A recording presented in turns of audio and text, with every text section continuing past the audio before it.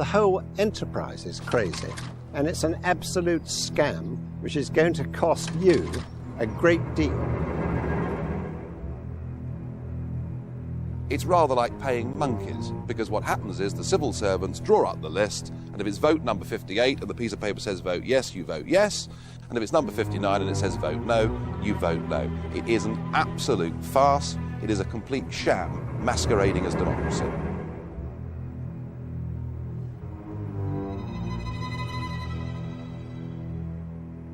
You should not be mistaken. It's very, very strong forces are working towards this federal state.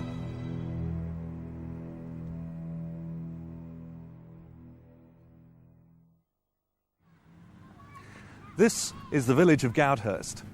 It's been said that if Kent is the Garden of England, then Goudhurst is the Garden of Kent. The English way of life has gone on here for centuries.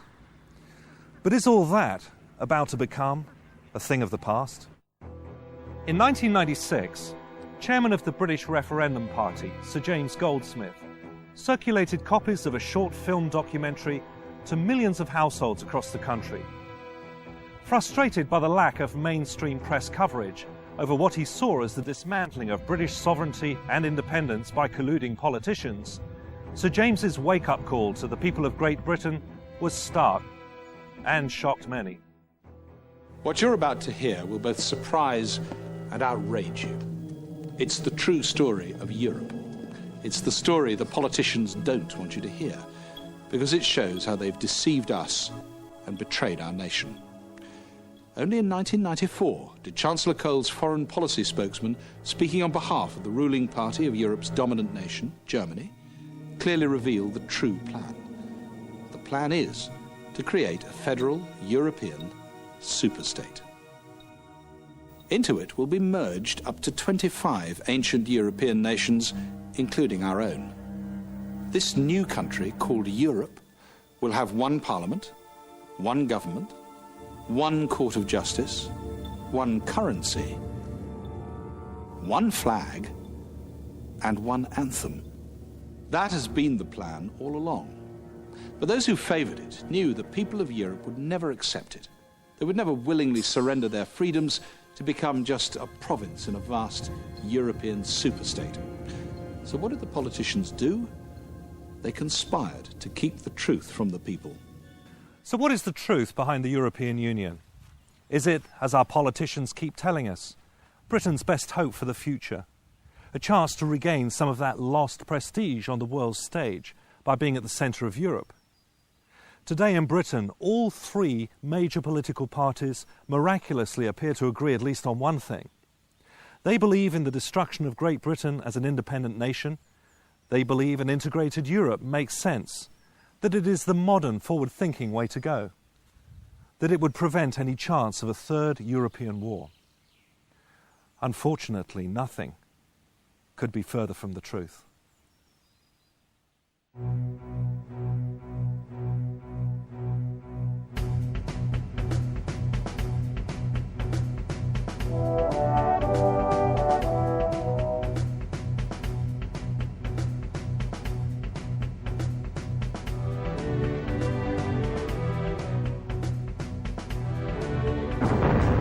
The need to unite Europe grew understandably out of the devastation left behind after two catastrophic world wars. Of all the empires, it was perhaps the Nazis who came closest to pulling off the military conquest and occupation of Europe in recent times. In June 1940, Hermann Göring, Reich Marshal of the German Luftwaffe, reviews final plans for Operation Sea Lion, the German invasion of Great Britain. He also discusses with Hitler a new plan to unite Europe, not just under the conquering hammer of Blitzkrieg, but through a lasting political and economic union, which the Nazis named Europäische Wirtschaftsgemeinschaft, or the European Economic Community. In 1942, a conference is held in Berlin to discuss this political and economic integration of Europe. Of all the nations targeted, Britain has proved the wild card because she alone has successfully resisted invasion.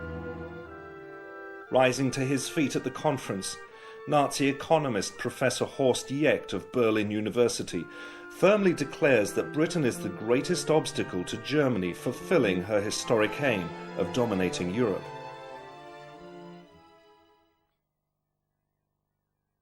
Winston Churchill also believed Britain had an incompatible destiny with that of the continent.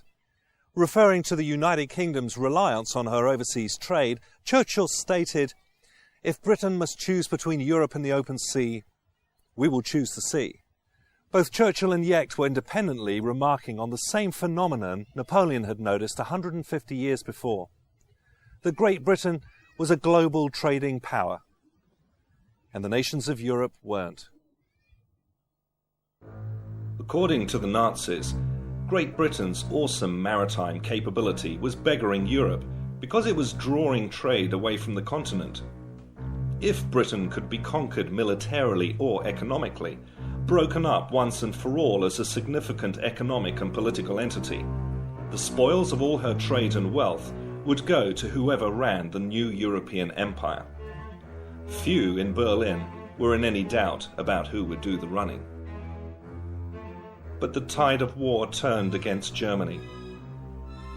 In 1944, a meeting was held at the Hotel Rothers House in Strasbourg between officials of the Nazi government and German industrialists. The theme of the meeting was, how will Germany dominate the peace when she loses the war? Following the end of World War II, the rebuilding of Europe, and Germany in particular, became a pressing necessity and was largely funded under the Marshall Plan by the United States. Both Washington and London saw the rapid stabilization of the continent after the war as essential in order to prevent any incursion into Western Europe by the new enemy to be feared, the Soviet Union. Winston Churchill agreed that some form of commonwealth of nations in Europe was desirable for establishing stability and a lasting peace. But he never envisioned Britain as being part of any future United States of Europe. Winston Churchill's view of Great Britain's relationship with Europe after the Second World War is summarized with these words of his. "But we have our own dream and our own task. We are with Europe, but not of it. We are linked, but not comprised. We are interested and associated, but not absorbed." The Allied answer to military stability in Europe was to be the North Atlantic Treaty Organization, or NATO, which came into existence in 1949 as a permanent defense alliance for Europe. The European Union officially began life as the European Coal and Steel Community in 1951, a modest industrial cooperation between France, Germany, Italy, Belgium, Luxembourg and Holland.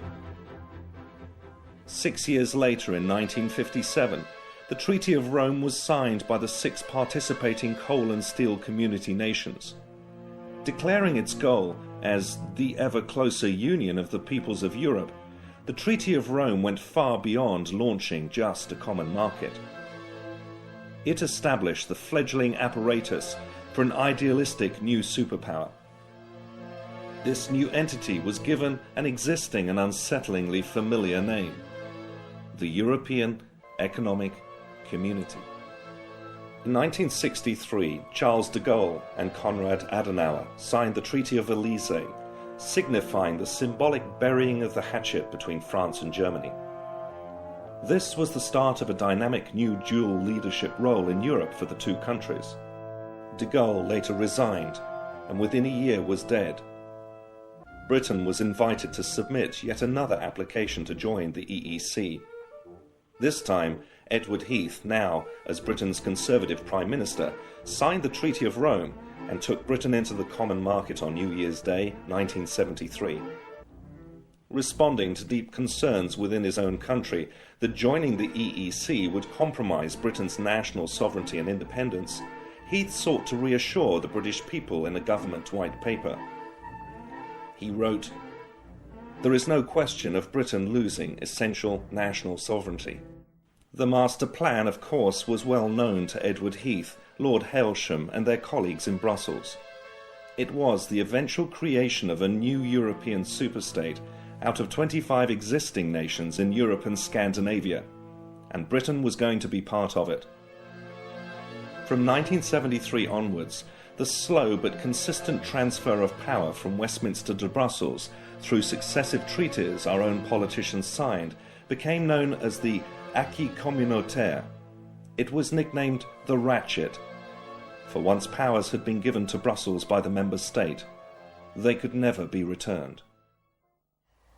Initially I thought, like everybody else, that we had joined a common market, and what could be nicer and more friendly and sensible and economically wise to do. But since then, in 1975, when we had the vote to remain in that, so we were told, it's become one or two things further than just a common market. It then became, a few years later, a European economic community, then a European community. It's now the European Union, with all sorts of controls and restrictions, regulations, and we're fast approaching, via this new constitution, something that the French have already named potentially a United States of Europe. And I'm not at all sure that that's what I and many others voted to join back in 1975. Say in 75 we signed up for a social trade agreement, and it's the people who've let the governments, successive governments, gradually vote away our democratic rights. This government has no right to sign us up to the Constitution without the will of the people. But we need the will of the people to stop it. It's no use coming down in 5 years' time, we've signed up to it, we can't get out of it, and the people say, well, we don't want it. It's up to the people of the day to say no.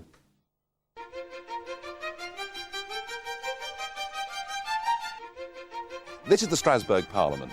It was built in 1999 at a cost of £300 million. It is open for only 4 days every month.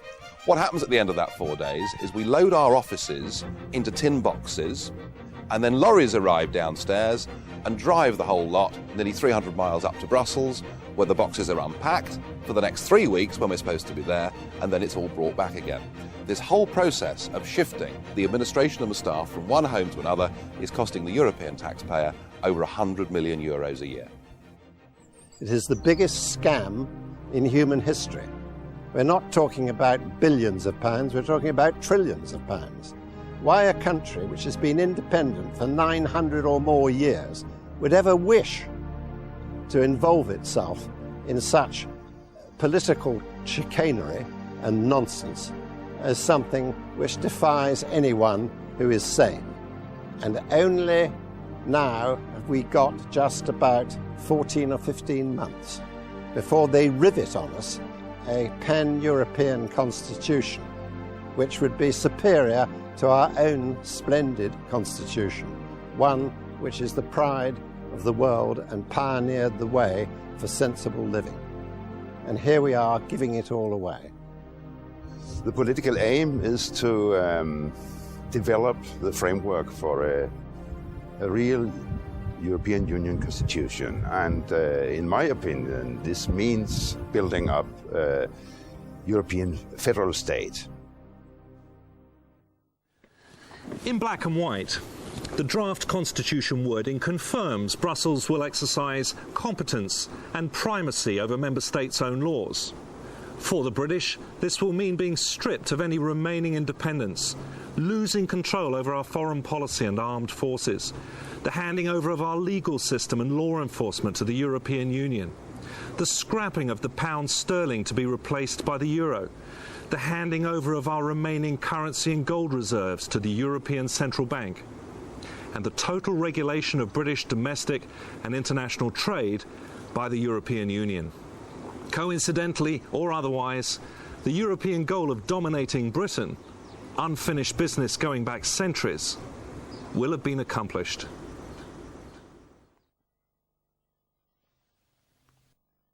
Most have already noticed that the job of running Britain is increasingly being carried out in Brussels not by British politicians, but by unaccountable foreign committees most in this country have never even heard of, let alone voted into power.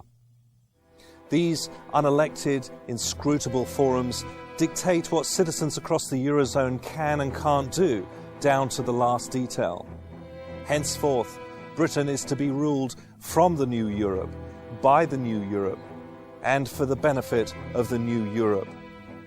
The powers driving this new superstate have always been, indeed as they are today, France and Germany.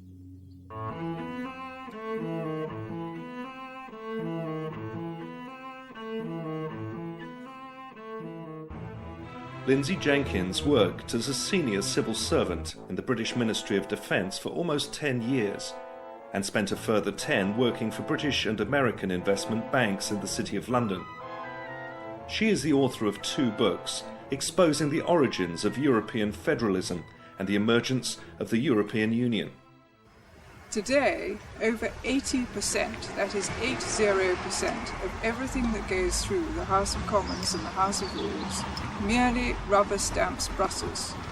And there is an awful lot of it. We have recently celebrated, if that is the right word, our 40,000th directive from Brussels.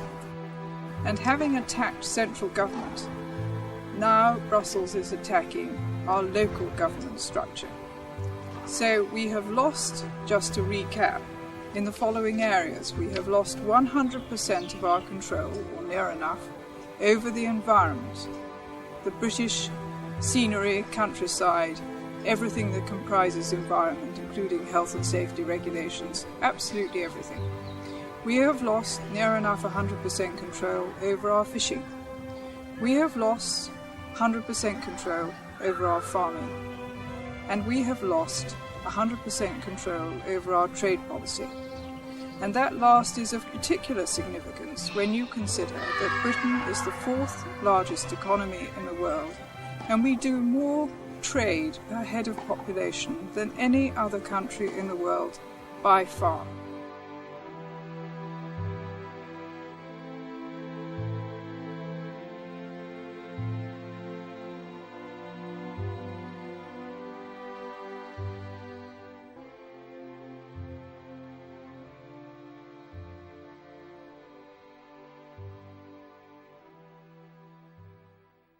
For many in this country, the first experience they have had with the European Union, apart from VAT, came when they tried to protest new legislation introduced to limit the amount and availability of vitamins, herbs and alternative remedies people will be able to purchase and use in the future. The UK has always enjoyed a very open market. Products have been allowed on the market if they're safe, period. There's not been any restrictions on the dosage or the type of product so long as it's safe and poses no risk to public health. The European Directive on Food Supplements changes that completely, and we're going to lose over 300 different nutrient forms. On top of that, there's going to be dosage restrictions, so the 1,000 milligram vitamin C tablet that we've been selling for 40, 50 years, that also will become illegal. So the safe and effective products that we've been used to in this country for decades are going to be illegal for no other reason than Europe wants to harmonise legislation. We are one of 3 countries with an open market in food supplements. We're going to lose our products by the 1st of August 2005. I'm Dr. Paul Lehman. I work in a clinic using natural therapies to treat people, and I regard any restriction of vitamin and mineral production and availability as being very serious and can damage people. We use huge numbers of supplements for our patients that we feel very definitely need it, and they respond very well with them. Most people in Britain today believe that the European Parliament works in a similar way to Westminster. So many thousands of British citizens have written to their MPs and MEPs protesting these and other directives. But do MEPs actually have the power to change the food supplements and herbal directives, or indeed anything? So what are MEPs for? Well, I'll tell you. MEPs are here to vote, and to vote often and to vote regularly. Sometimes we vote up to 450 times in the space of 80 minutes. Now, I have to confess, hands up, I don't know what's going on half the time. I haven't even read all of the documents, so massive are they. Now, it could be that my fellow MEPs down there are all Albert Einsteins and all absolutely understand what's going on. But I suspect that's not the case. In fact, it's rather like paying monkeys, because what happens is the civil servants draw up the list, and if it's vote number 58 and the piece of paper says vote yes, you vote yes, and if it's number 59 and it says vote no, you vote no. It is an absolute farce. It is a complete sham masquerading as democracy. Okay. In 15 minutes' time, we have to go down to the European Parliament and to fulfil our function as members of the European Parliament, which means we have to vote. So what we're about to do now is, with our assistants who've done a massive amount of reading and work behind the scenes, they are effectively going to tell us what to do. Look at me about this. What have we got? Yeah. So there's about, in fact, now look at that. This is a classic example of EU voting. There we have 40 individual different amendments that we're expected to vote for en bloc. Now, I defy any man or woman down in that chamber to understand all those 40 amendments and make a balanced decision. It's just impossible. Laws of the European Union are drafted not by the Euro Parliament, but by the EU Commission, one of three powerful forums in which the true might of the Union resides. Members of these forums are not elected to their positions, nor, we are told, will they ever be. When cornered, politicians and public servants routinely tell the British that the EU is just a trading partnership.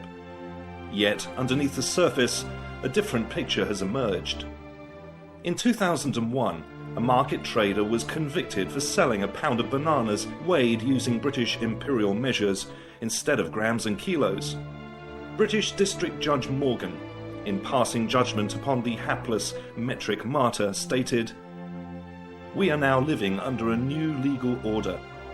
The 1972 European Communities Act was a one-off, not an ordinary treaty, but a new way of life. These are new constitutional powers. The British Parliament surrendered its sovereignty in 1972. European laws have overriding force with priority over our British laws. The articles on the supremacy of the British Parliament are now only of historical perspective. They are non-binding." We asked constitutional expert John Bingley whether our politicians were entitled to abandon the rule of law by handing over the powers of British governments to a foreign power. The answer is simple: no. We have much written constitution which is not really fully appreciated in this country. And these documents, the Bill of Rights and Declaration of Rights, along with Magna Carta and many other legal instruments, make it quite plain that allegiance is owed to the Queen, and that allegiance is returned by her through the contract of her coronation oath to the people. And that is not something which may be broken, and our politicians are not entitled to break their oaths of office.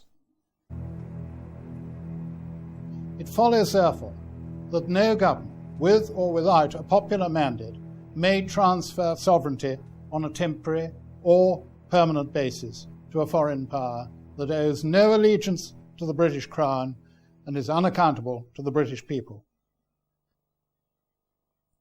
The new European justice system currently being introduced into the UK is known as Corpus Juris, literally body of law.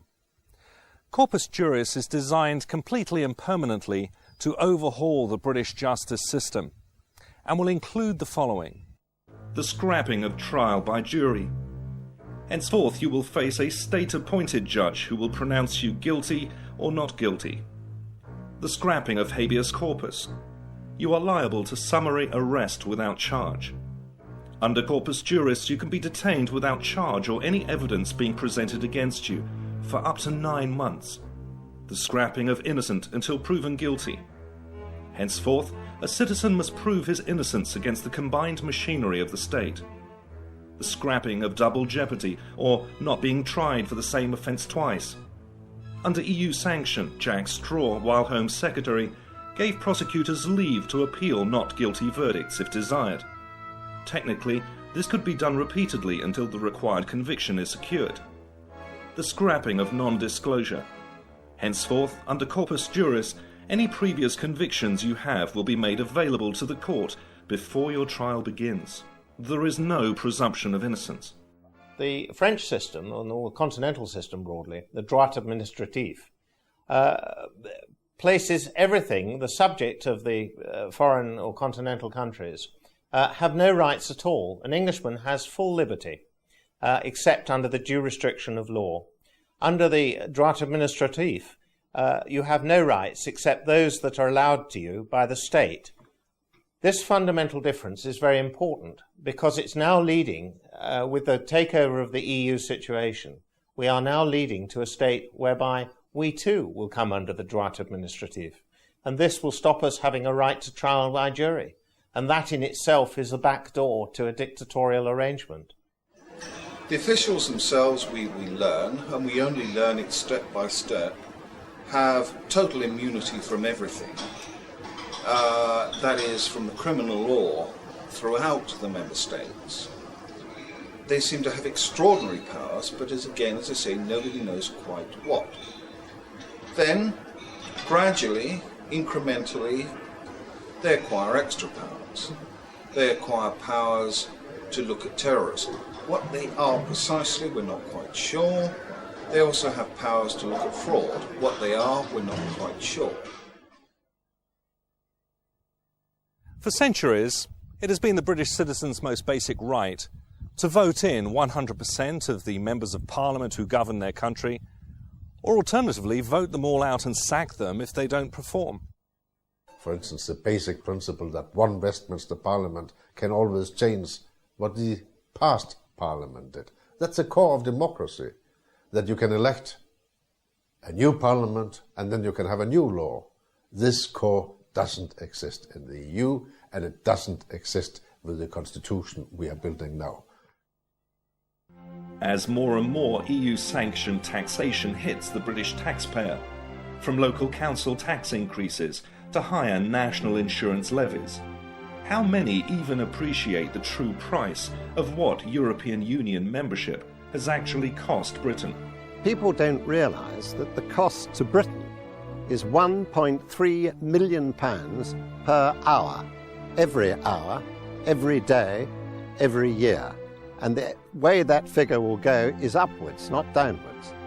We every year give them a nice big fat Christmas cake, costing billions of pounds, and they decide how many crumbs they're going to give us back. They don't flannel me, but unfortunately they're flanneling a lot of people in this country. The Europeans have far higher levels of taxation. There'll be VAT, can you believe it, on food. There'll be VAT on house purchase. There'll be VAT on public transport. There'll be VAT on children's clothing. There'll be VAT on funerals. There's no limit to the greed of the bureaucrat. And the other point, of course, is the sheer financial point, that this place is thick with institutional corruption. You could now buy a cheap airline ticket to come to Strasbourg for about £45 return. When you get here, you're reimbursed nearly £800 for the cost of that flight. Now, this has been going on for the last 20 years, and of course what's happened is that our members of the European Parliament simply haven't been talking about it. The system is fraudulent, it's rotten to the core. The EU's pilfering of airline expenses and the extravagant waste of taxpayers' money on schmoozing and boozing MEPs into compliance is of course serious enough. But there's a lot more. There's the endemic corruption that has existed at the heart of the Union from the outset. The whole thing is corrupt to the core. The scale of the corruption, the figure given in the House of Lords Committee was that it was £6,000 million worth of corruption in a single year. Their accounts haven't been signed off for the last 8 years. Why would anyone wish to be governed by something which is utterly corrupt It is beyond belief. And I think, quite honestly, all these MEPs in Brussels, we are going to have an awful job trying to break this down simply because they're on a cushy little number. And that has always been the problem with not only the MEPs, but our own government. They're too busy feathering their own nest. In 1998, a man called Paul van Buitenen, who worked in the European Commission, decided that fraud, waste, mismanagement, corruption and nepotism had become so bad that no longer could he hold his peace, and he went public and became the first whistleblower. It turned out that, in fact, all of his claims were right, and the entire European Commission were forced to resign in disgrace. The president of that commission, Jacques Santer, is now here as a member of the European Parliament for Luxembourg. And Commissioner Kinnock, who was one of the 20 that had to resign, is now a vice president of the European Union and has been put in charge of sorting out fraud. Well, how well has he done? Well, there's now another whistleblower. Her name's Marta Andreasen. She went to Commissioner Kinnock. She said, look, I'm sorry, Commissioner Kinnock, but I cannot sign off these accounts. You're using a cash-based system.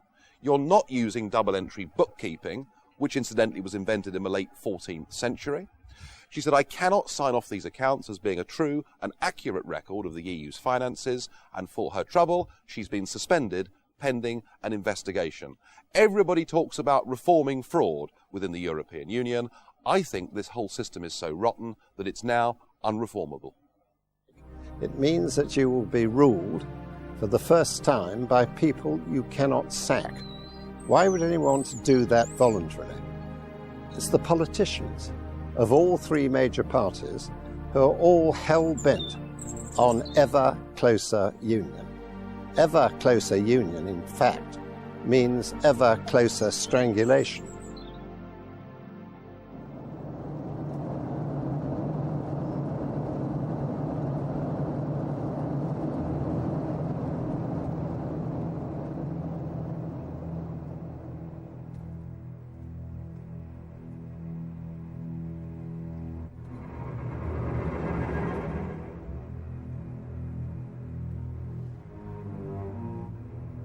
Being part of the European Union will mean Britain will permanently lose control over her armed forces and foreign policy.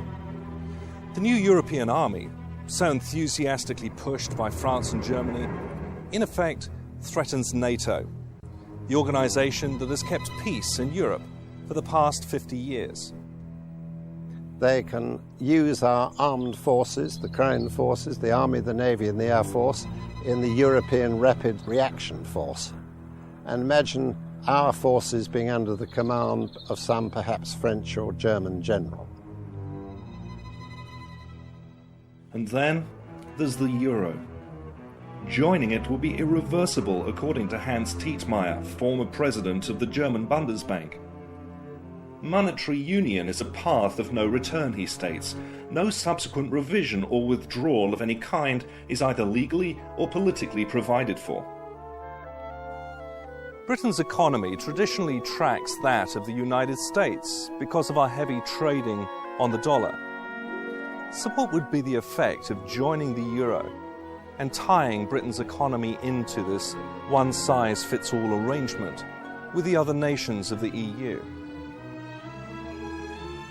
Brussels wanted to know too, which is why in October 1990 Britain joined something called the European Exchange Rate Mechanism, a dress rehearsal for the euro and monetary union, which effectively locked the British pound into other EU currencies. 23 months of chaos followed. British business suffered its worst recession in 60 years. 100,000 UK businesses went to the wall. Unemployment doubled from 1.5 to 3 million. More bankruptcies were filed than in any previous 2-year period ever. Repossessions of property increased 7-fold. By 1993, over 500,000 of us were at least 3 months in arrears on our mortgages. Britain lost estimated reserves of 68 billion sterling. And as someone once put it, you may be very friendly with your neighbours, but would you actually hand over complete control of your bank account to your friendly neighbours? Quite probably not. And that's precisely what we would be doing if we joined the euro. And if you're in Ireland or in Latvia, the euro is going to be great because you're having everything paid for. Unfortunately, it's by us. And I don't think we can afford or sustain that level of payment for that amount of time. If we joined the euro and the same thing happened to our economy as happened to Germany, we could all find ourselves struggling to pay our mortgages. There's been a great debate going on for the last 5 years about the supposed benefits of the single currency. We're told that business needs it, and we're told above all that it's good for jobs. Well, how's it working out 3 years down the road? Well, in Germany, just 2 miles across the border, there are now 4.6 million people unemployed. They are experiencing exactly what we experienced during ERM back in the early 1990s. They cannot set their own interest rates to set their own economy. And the great risk of joining the euro is that you can finish up totally out of sync with the rest of the European economy, and there's nothing that your democratically elected government can do to alter it. There exists on the continent a massive unfunded pension debt run up by German, French and Italian politicians, and it's been estimated at £1,300 billion.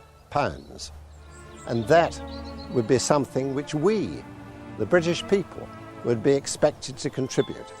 But how could Britain ever free herself from the European Union through military action if all her armed forces were under EU command?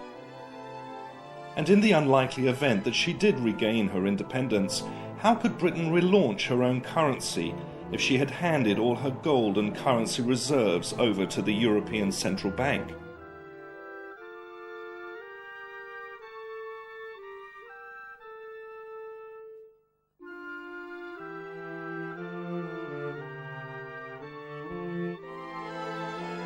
And the question that you can ask our ministers is, how is it that they have sworn oaths of office that say that they will defend all jurisdictions and authorities belonging to Her Majesty against all foreign powers, and then they give away those powers of governance, or are purporting to give away those powers of governance, to those that owe no allegiance to this crown?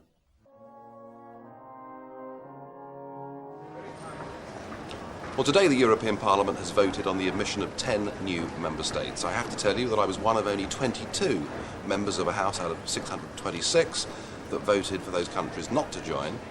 I did so not just because it would save the British taxpayer a great deal of money if they didn't join. I did it for their sakes because most of these countries have just left a system of centralised, undemocratic communist government based in Soviet Russia, and I fear they're about to re-enter a very similar system. But I must say this to you, that not everything about this European project is bad news, because the really good news is there's something we can do about it. If we want to, and all we need is the political will, a British Parliament at any moment in time can vote for us to have an amicable divorce from this corrupt club. We can then renegotiate a genuine free trade agreement, which is what we thought we'd signed up to in the first place. And even here, commissioners like Kinnock and Patton and luminaries such as Giscard d'Estaing say that if Britain doesn't want to be part of this full political union at which they're attempting, we can, if we want, get out of it and renegotiate a free trade deal. We don't need to be in the EU to trade with the EU. That idea is anachronistic and dates back to the 1950s and 60s. So it really is up to us. But we have to do something about it. We have to vote for people who will not allow this continual surrender of our sovereignty to continue.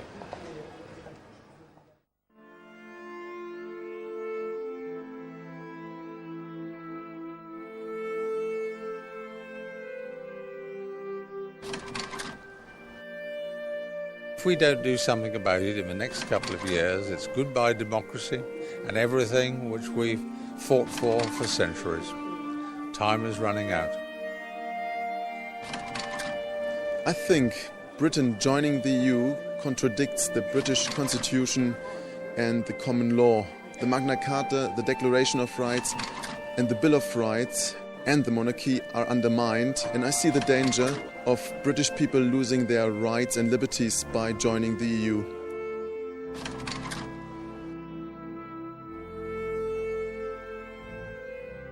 A police force with diplomatic immunity is an affront to democracy, it is highly dangerous, and basically the politicians of the member nations of the EU have given away the rights and the civil liberties of their citizens. It follows, therefore, that no government, with or without a popular mandate, may transfer sovereignty on a temporary or permanent basis to a foreign power that owes no allegiance to the British Crown and is unaccountable to the British people. So I say, if you want to turn your democracy into a European federation without the British having any definite say on your own laws, then you make a historical mistake.